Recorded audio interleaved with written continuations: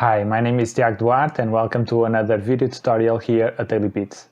In today's video I'm going to show you how you can add groove to your drum loops, also to your samples, and because the technique is the same, and I'm going to show you two ways to do that in FL Studio. And before we start, I would like to ask you to subscribe and activate the notifications so that you know when we upload new videos.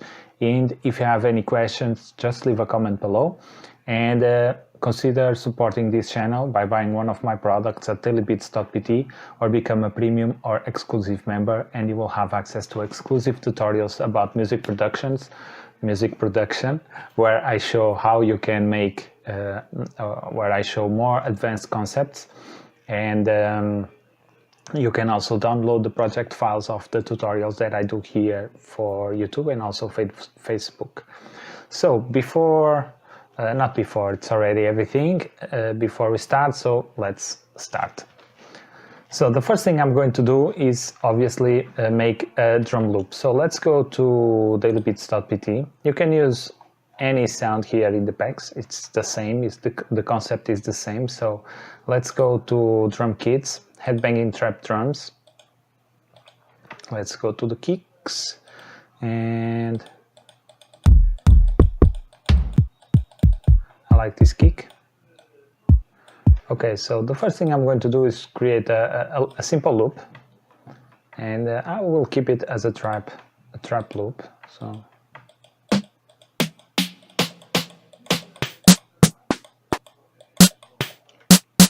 okay, very simple, and I think it's here. So 1 2 1 2 1 2 here, and 1 2 and here. So now I can add some kicks. Okay, not here, here. Maybe let me speed up a little bit. And also let me make this snare a little bit shorter. Okay, so this is not the thing that will make the bounce. This is just for me for the snare to sound a little bit better.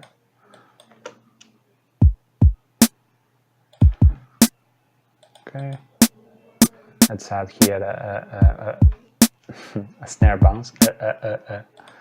I'm stuttering. Okay, so here, maybe here.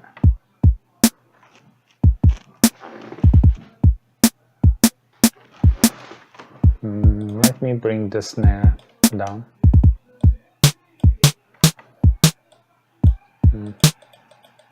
I want another one.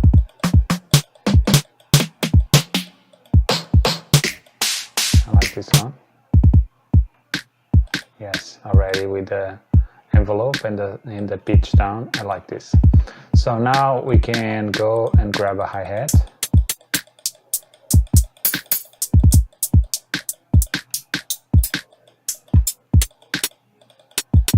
Okay, so now I'm just going to make this maybe 4 and lower the volume a little bit. Okay, so I'm not sure if this was a good idea to have this as a trap beat. Yeah, because here, okay, so one of the ways, yeah, I don't think this was a good idea to do this in a trap beat, because the concept of bounce here with this slider, this is one of the ways to add bounce to your drum loops, and one of the ways is using here the main swing. And if I add a little bit of swing, you can listen here.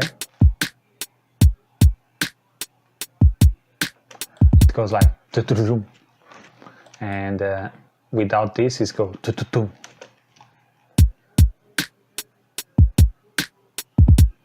So listen to the difference, especially here, because we have 3 in a row. So let's put it again. Can you understand the difference? It's very subtle, but it gives swing. We can exaggerate it.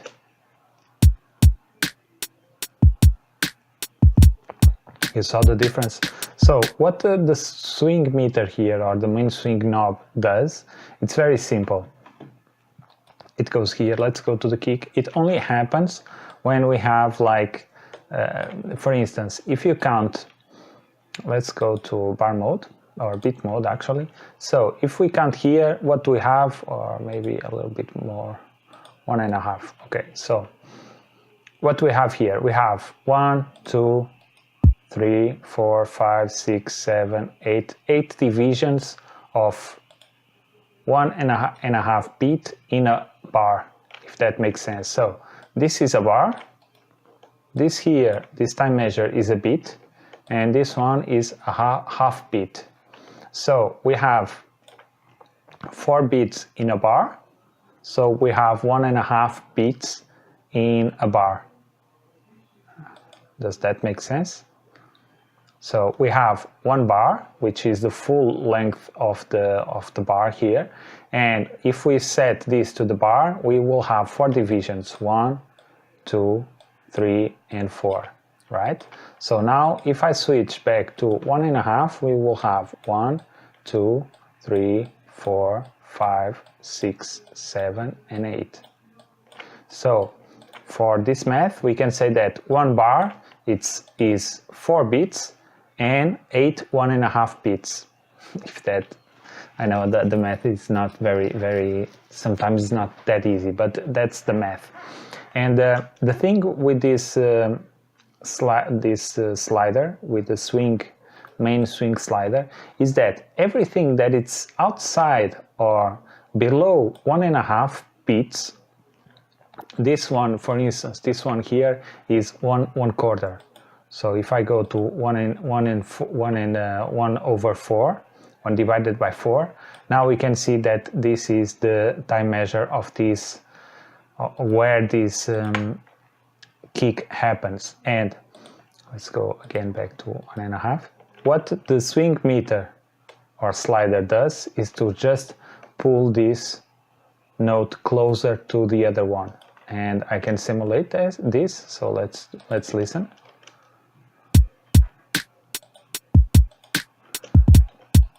Try to listen to this part.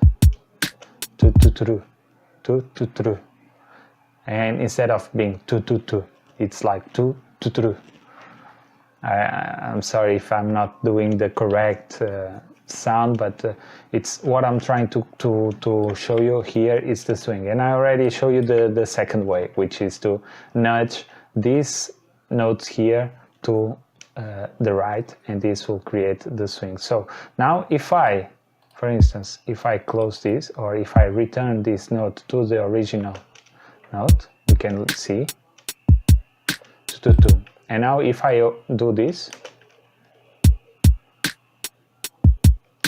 we have the same effect as we did before. So this is something that we have to be careful with, and actually I'm going to make this normal rapid or drum loop, maybe 196, and let's go with 4, not 4, 8, sorry. And let's click on Shift and Control and right click, and we can put it here. Now I can take this one, put it here, this one out, and this can stay, this one can go this 1, 2 here, and maybe we can add this.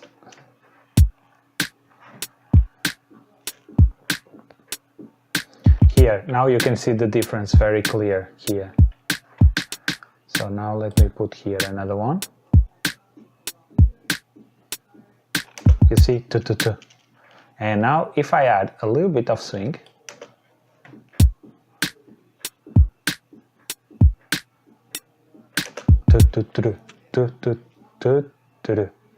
so it gives a little bit more swing. I like to use the swing meter here, but I usually prefer to do this nudge, this shift manually. Why? Because I can control it better. And also because I can give the amount of swing that I want, and I can even, for instance, do something like this. I can decrease the volume to make it a little bit more, to give it a little bit more swing.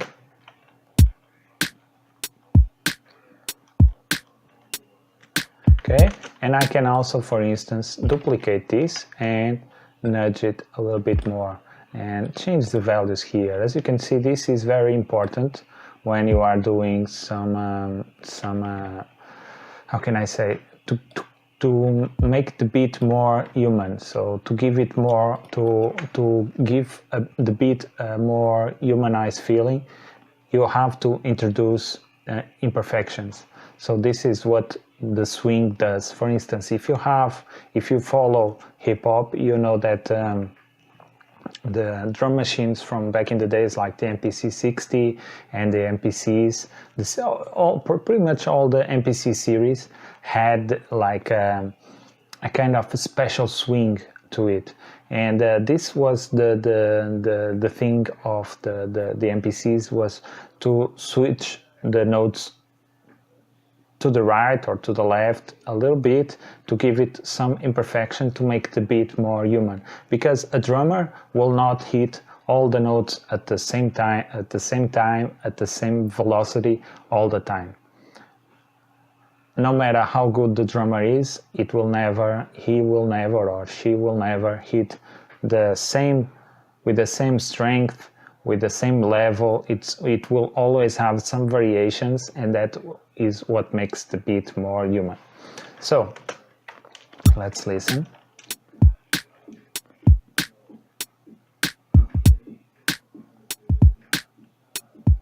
And this is it, guys. I hope you enjoyed this video. If you are new here to this channel, subscribe and activate the notification so that you know when we upload new videos.